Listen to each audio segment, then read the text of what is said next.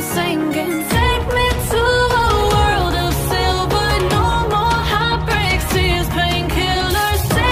Halo Sobat Drawi, baik lagi di channel Agusun Official. Sebelum nonton, jangan lupa klik subscribe ya dulu ya. Terima kasih. Lanjut. Halo pecinta horor, cerita hari ini terjadi di sebuah biara yang terletak di pinggiran kota kecil di Inggris Timur. Seperti yang kita semua dengar, hidup di sebuah biara tidaklah mudah karena mereka bisa sangat tertutup, terisolasi di tempat yang dingin. Mereka memiliki jadwal yang sangat ketat keduanya untuk berdoa dan untuk berbagai tugas sehari-hari yang harus dilakukan para biarawati.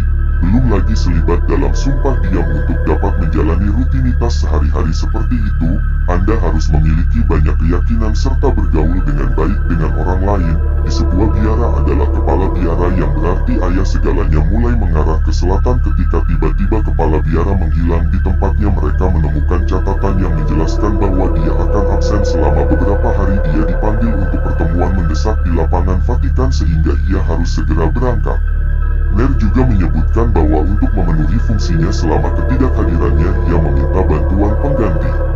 Ia akan tiba dalam beberapa hari sehingga sampai saat itu semua biarawati akan bertugas menjalankan biara di sana. Tidak ada masalah selama waktu itu. Para biarawati selalu datang tepat waktu untuk berdoa dan melakukan semua tugas mereka sebagai suster. Mereka menjaga kebersihan tempat, mengunjungi sekolah-sekolah kota untuk menyebarkan firman Tuhan, membuat kerajinan tangan untuk dijual. 4 hari kemudian seseorang mengetuk pintu. Di pintu biara pendeta baru telah tiba dan semua biarawati berkumpul untuk menyambutnya untuk memastikan dia merasa senyaman mungkin. Namun begitu mereka melihatnya, mereka semua hancur. Dia adalah seorang lelaki tua yang mengenakan pakaian gerejawi. Dia mengenakan pakaian hitam, jubah yang melengkapi tatapannya yang dingin dan tajam. Dia masuk ke dalam gedung tanpa berhenti ke GRE.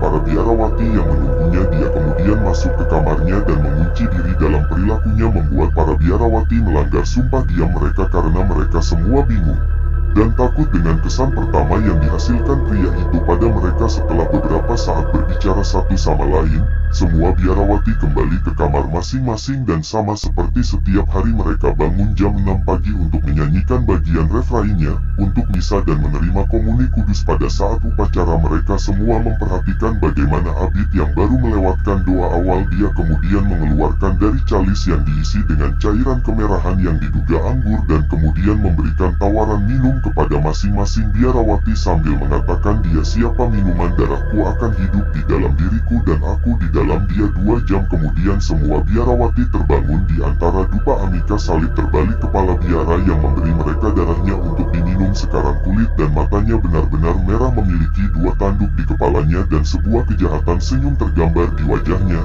Semua biarawati keluar dari ruangan itu dan langsung pergi ke kota bersenjatakan pisau dan obor membakar semua yang menghalangi jalan mereka.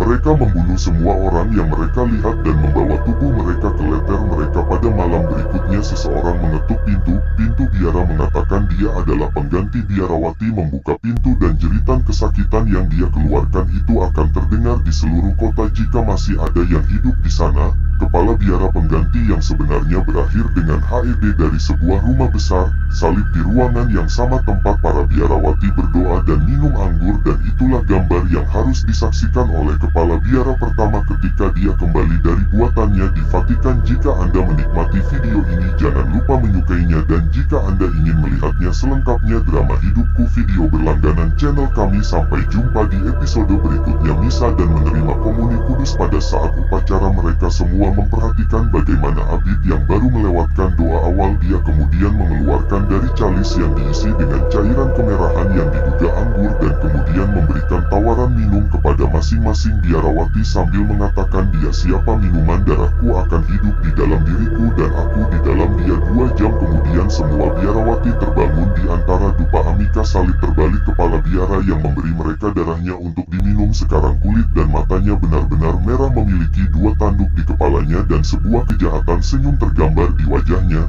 Semua biarawati keluar dari ruangan itu dan langsung pergi ke kota bersenjatakan pisau dan obor membakar semua yang menghalangi jalan mereka.